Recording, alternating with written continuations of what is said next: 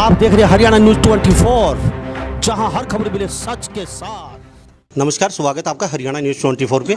मैं हूं मुन्ना लांबा, मेरे सहयोगी प्रिंस लांबा के साथ। आज हम मौजूद हैं रोहतक, और रोहतक हरियाणा का चर्चित शहर है और अच्छा खासा रोहतक में है कि मिनी हम कहें राजधानी रोहतक है, और यहाँ हर सुख सुविधा उपलब्ध है लगभग। तो हमारे साथ एक आज ऐसे नेता मौजूद हैं, बीजेपी के गद्दार नेता हैं मनीष ग्रोवर। उनसे खासचीत बातचीत करेंगे। हमेशा वो चर्चा में बने रहते हैं और आज फिर दोबारा से एक बार चर्चा में बने हुए हैं किसानों को लेके। 3 दिन से लगातार किसान उनके घर के सामने धरना प्रदर्शन कर रहे हैं और कई एलिगेशन इनके बिल लगाए गए हैं कि मनीष ग्रोवर ने हमारे साथ अभद्र टिप्पणी की या कुछ ऐसा इशारा किया कुछ। उनसे सारी बातें करेंगे किसानों को लेके कि ऐसा क्यों हो रहा है, और वो चाहते हैं कि यहाँ मनीष ग्रोवर आके कहें कि मैंने नहीं किया या किया। चलो उसके लिए हम माफ़ी मांगते हैं। इनसे ही जानेंगे इनकी जुबानों। एक तरफ तो सरकार कह रही है कि किसानों को जैसे तैसे हम शांत कर रहे हैं, किसानों को मना रहे हैं, तो हम यहाँ से जाएंगे। इतने बड़े नेता की इस तरीके से टिप्पणी करना या इशारा करना कहाँ तक वाजिब है? तो सब क्या लगता है आपको? एक तरफ तो सरकार कह रही है कि किसानों को हम शांत कर रहे हैं, जल्दी किसान चले जाएंगे, आधे किसान जा चुके हैं, कुछ बैठे हैं वो भी चले जाएंगे, और इस समय इस तरीके माहौल ख़राब कर रहे हैं, इसलिए मैं इसको किसान नहीं मानता। जी। तो जो बैठे हैं वो किसान नहीं है, चलो मान लेते हैं आपकी बात। तो अब इनको जैसे कहा कि टिप्पणी की गई है, इशारा किया गया है, तो बैठे तो आपके घर के सामने कैसे शांत करेंगे? क्या इनके लिए क्या है? ये मेरा काम नहीं है शांत करना, जिला प्रशासन का काम है। मैंने नहीं निमंत्रण दिया। लेकिन किसान तो, जो आपकी भाषा में किसान नहीं है लेकिन हम बोलते हैं, फिर भी वो कह रहे किसान आप है। बोलो, मैं नहीं बोलता जी ना, बोलूँगा। तो अड़े हुए हैं, आप आएंगे माफ़ी मांगेंगे? मैं नहीं आऊँगा जी। मैंने जब कोई घटना ही नहीं घटी थी, एक निर्दोष आदमी बिना मतलब की माफ़ी क्यों मांगे? जी। मेरा को दोष दिखाए जो फांसी देना मैं तैयार बैठा हूँ। जी। ऐसे नहीं जाके निर्दोष आदमी जाके माफ़ी मांगते ना। एक गरीब पिछड़े वर्ग का रणवीर गंगवा डिप्टी स्पीकर, उसके ऊपर जानलेवा हमला किया सरसा के अंदर। गाड़ियां ऊपर तोड़ दी गई उसकी, गाड़ियों पे चढ़ गए। हमारी मेंबर ऑफ पार्लियामेंट दलित समाज की नेता सुनीता दुग्गल, उसको किस तरह वहाँ से निकल के भागी है। हमारे फतेहाबाद के दलित समाज के नेता डॉक्टर बनवारी लाल जी फतेहाबाद के अंदर कैसे निकले हैं। हमारे कैथल के अंदर घुमंतु जातु के किस तरह उनके साथ व्यवहार किया गया। पटियाला के अंदर 11-14 दिन लगातार उन लोगों को बिठा दिया गया अंदर, जो कि हाई कोर्ट की जुडिशियल की रात को बैठी है, तब जाके वो निकले। ये किसान कहते हैं? किसान वो होता है जो देश को अन्न उगा कर देता है, पेट भरता है। ये तो एक माहौल ख़राब कर रहे हैं।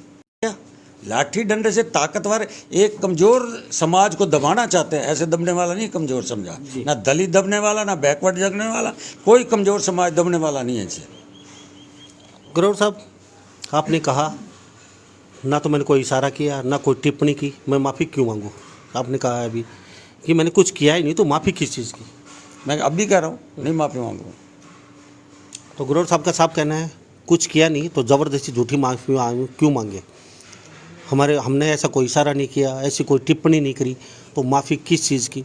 कोई गलती की हो तो हम माफ़ी मांगे, अगर हमने कोई नुकसान किया हो तो माफ़ी मांगे। चलो मान लेते हैं ग्रोवर साहब, चलो ठीक है, अब इनको किसान नहीं मानते, लेकिन कहीं ना कहीं पिछले 8 महीने से सरकार के गले के फांस तो बन चुके हैं ये, जो भी आपकी भाषा में किसान नहीं है। मैं ये कह रहा हूँ, आपकी बात को बड़ी करता हूँ जी। 7-8 महीने से हरियाणा के अंदर बैठे हैं और कहीं भी नहीं है। हाँ, हरियाणा के अंदर बैठे हैं। बिल्कुल। हरियाणा का मुख्यमंत्री देश की सभी स्टेटों का आकलन करके ले लें, 12 फसलें एमएसपी पे भारतीय जनता पार्टी के मुख्यमंत्री वो खरीद रहे हैं। क्यों बैठे हैं? आज के दिन जितनी उन्होंने खरीद गेहूं की है, आपने सरसों की है, जो 7200 तक सरसों गई है। बताओ, किसान के घर में समय से पहले उनके खाते में पैसा डाल दिया। पहली बार किसान की जेब में डायरेक्ट पैसा गया है। मैं पूछना चाहता हूं, जो बंगाल की लड़की टिकरी बॉर्डर पे बैठी थी, उसके साथ बलात्कार किया गया, दोषी को पकड़ा नहीं गया, क्यों नहीं माफ़ी मांगते ये जाकर, जो मेरे यहाँ बैठे वहाँ जाके पकड़े ना उन नेताओं को। बंगाल की लड़की जो इनके लिए सहयोग करने आई थी, अपने घर 1200-1500 किलोमीटर चल कर आई थी, इनके बीच में बैठी थी, उस लड़की का क्या दोष है?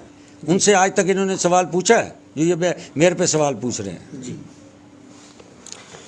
चलो वो तो ग्रोवर साहब इनका पुलिस का काम है, कार्रवाई चल रही है, कह रहे हैं कि जो दोषी है उसको गिरफ्तार कर लीजिए, हम उनके आगे पीछे नहीं है जिसने भी कुछ किया है।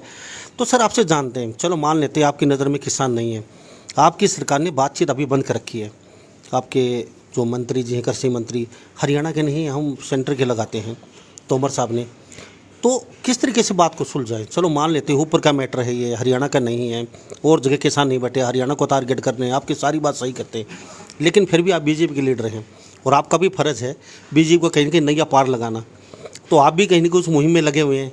वही जिस तरीके हम शांत कर सके इनको, तो किस तरीके से बातचीत कैसे हो? संवाद के जरिए ही बातचीत सुलझेगी, इस तरीके से सुलझने वाली नहीं है।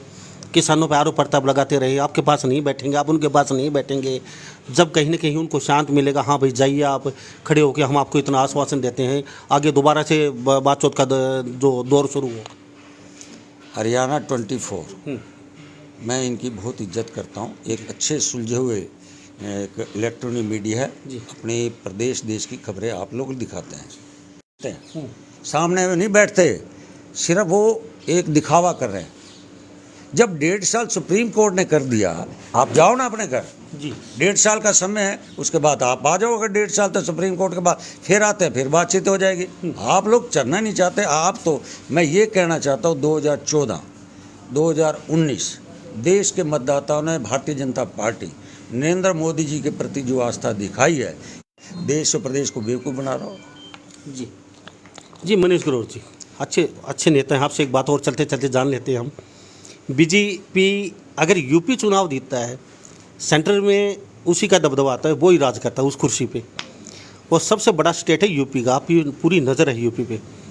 लोग कहते हैं आप चुनाव हारने वाले हैं वहाँ से बहुत बुरी तरह, क्या लगता है, क्या कहेंगे, किस तरीके से, क्या वास्तव में अभी 5 महीने बाद चुनाव आने वाले हैं तो यूपी में कौन से एंगल से सोच के कह रहे हो हारेंगे? मैं असम के चुनाव में भी था जी, 1.5 महीना लगा के आया, देश की जनता ने, प्रदेश की जनता ने दोबारा फिर बिठा दिया, उससे सीटें बनाई। बंगाल में हम 3 थे, 3 से 73 करके आए, ठीक है, 303 सीटें दी हमें यूपी के अंदर 400 में से। आज फिर कह रहा योगी के सिवा और कोई भी नहीं आ सकता, कोई भी नहीं है। प्रदेश दिल्ली उत्तर प्रदेश की जनता योगी के काम, ईमानदारी, निष्ठा, सबका साथ सबका विकास, उसी तर्ज पर उत्तर प्रदेश की जनता आपके सामने जिला परिषद के चुनाव हो, ब्लॉक के चुनाव हो, एकदम प्रचंड बहुमत से भारतीय जनता पार्टी जीती है। जी ग्रोवर साहब एक बात और जान लेते हैं आपसे, अभी बैठ ही गए तो अभी चलो यूपी में चुनाव का समय है, वहाँ से चलो आपकी पार्टी जीत जाती है, लेकिन हरियाणा में माहौल कुछ गर्म ज़्यादा है, तो इसको लेके किस कदर देखते हैं आप कह रहे हैं कि ये किसान नहीं बैठे, माहौल को बाकी लोग समझ चुके हैं, आने वाले समय में वोट की चोट से इनको सबक सिखाएंगे, तो क्यों लगता है आपको इस तरीके से? क्योंकि ये जो लोग बैठे हैं, आपको लगता है कहीं ना कहीं बहुत बड़ा रोड़ा है आपके लिए? नहीं, हमारे लिए कोई रोड़ा नहीं, हम अपने काम पे विश्वास रखते हैं जी। भारतीय जनता पार्टी की पिछली 5 साल की में भी प्रदेश की जनता के लिए, 2.5 करोड़ जनता के लिए ऐसी नीतियाँ बनाई जो इससे पहले जो भी मुख्यमंत्री नहीं बना चाहे। वर्तमान में 600 दिन के काम, मैं आपके चैनल से पूरे बाकी प्रदेशों में एक बार चैनल घुमा के, कैमरा घुमा कर देखें, क्या कर्मचारी रोड पे है क्या? अपने घर और अपने दफ्तर में बैठा है। नौजवान बेरोजगार क्या रोड पे है क्या? अपने नौकरी और काम पे बैठा है। किसान, इसे मैं किसान नहीं कह रहा, किसान आज खेत में है, घर अपने काम में बैठा है। व्यापारी अपनी दुकान में बैठा है। उद्योगपति अपने दुकान पे बैठा है, रोड पे नहीं है। आप पंजाब का हाल देख लो, किसान भी रोड पे है, व्यापारी भी रोड पे है, नौजवान भी रोड पे है। राजस्थान का हाल देख लो, दिल्ली का हाल देख लो। हरियाणा एक ऐसा प्रदेश है, माननीय मनोहर लाल जी की सरकार ने ऐसी नीतियाँ बनाई हैं जिससे हरियाणा का 2.5 करोड़ जनता मुख्यमंत्री के काम से पसंद करती है। जी मैं हरियाणा में सब नेताओं का इंटरव्यू करता हूँ, चाहे रणवीर गंगवा हो, उनका तो मैं कम से कम 10 बार साक्षात्कार हो चुका है मेरा, रणवीर सिंह गंगवा का। बाकी अनिल विज जी उनके साथ में कई बार, सारी नेता एक बात बोलते हैं, इन 8 महीनों में कहीं न कहीं हरियाणा का विकास कार्य ठप हैं, हम कर नहीं पा रहे हैं, किसान करने नहीं दे रहे हैं, जो हमारी भाषा में किसान, आपकी भाषा में जो लोग बैठे वो करने नहीं दे रहे, और हरियाणा इस तरीके से बहुत पीछे जा रहा है, क्या लगता है? 8 महीने के अंदर 2 बार कोरोना आया। जी। कोरोना की त्रासदी में हरियाणा को एक काम में विकास के लिए रोका।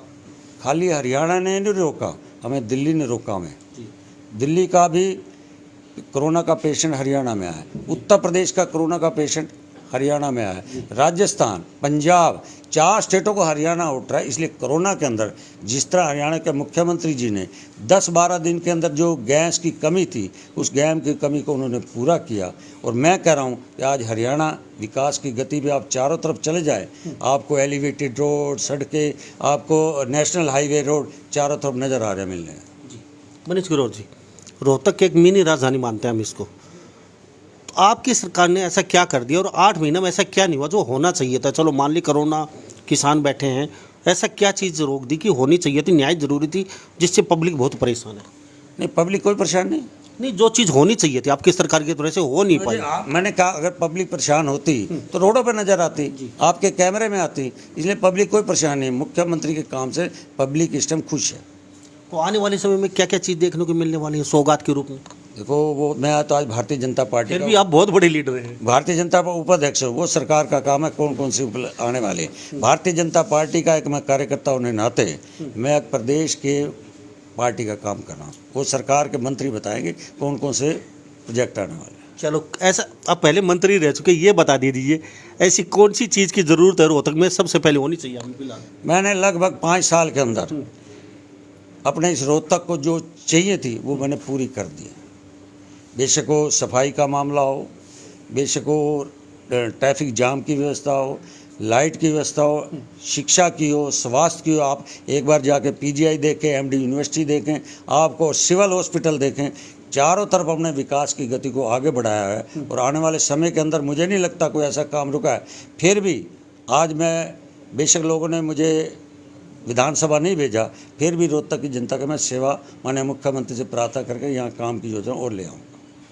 ग्रोवर साहब, टीआरपी में रहने के लिए कह रहे हैं कि लोग विपक्ष के कुछ न कुछ आप करते रहते हैं कि टीआरपी में बने रहें और चर्चा का विषय रहे। वास्तव में कुछ ऐसा है कि टीआरपी के लिए कुछ न कुछ आप करते रहते हैं कि मनीष ग्रोवर हरियाणा में चर्चा बनी रहे मनीष ग्रोवर नाम की?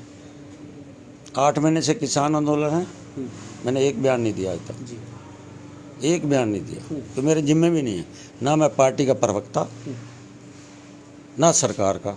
सरकार वाले सरकार देखें, पार्टी का मैं तो पार्टी का उपाध्यक्ष है। इस विषय पे आप लोग मेरे पास आए तो वो बात मेरे का रखना बनता है हक। तो ग्रोवर साहब, आखिर में चलते चलते किसान घर के सामने बैठे, दोबारा से जानना चाहूँगा तो किस तरीके से आप क्या जाएंगे, उनको कहेंगे हमने कोई ऐसा ही कोई आपकी तरफ इशारा नहीं किया, कोई टिप्पणी नहीं करी, फिर भी यहाँ मेरे को टारगेट बना रहे हैं, या फिर आपने बोल ही दिया सीधा सा मेरी कोई गलती नहीं तो मैं क्यों माफ़ी क्यों जाऊँ? नहीं, मैं निर्दोष हूँ ना जी, निर्दोष आदमी आज के क्यों मार? आप मेरी जगह हो, क्या मैं आपने कुछ किया नहीं हो? उसके बाद भी मैंने जब अपनी यूट्यूब के माध्यम से मुझे पता लगा, मैं यूट्यूब पर संदेश दे दिया भाई रोहतक के अंदर कोई ऐसी बात ना हो, मेरे प्रदेश के अंदर नहीं। फिर भी मैंने वहाँ यूट्यूब के माध्यम से लाखों लोगों ने देखा, फिर क्यों आए यहाँ? रोहतक के लोग नहीं है, हिसार के लोग आके बैठे हैं जी। तो दोबारा से फिर एक बार आपने संदेश दिया था, एक बार और दे दीजिए, कोई कुछ ऐसा आपके मन में? एक बार संदेश बहुत होता है, बहुत होता है। हाँ बहुत है। एक बार संदेश चला गया, उसके बाद जिद नहीं करनी नीचे, छोड़ देना चाहिए। और वहाँ बैठे हैं जहाँ खजाना है, वो खजाना का नुकसान होगा उसकी जिम्मेवारी नहीं की होगी।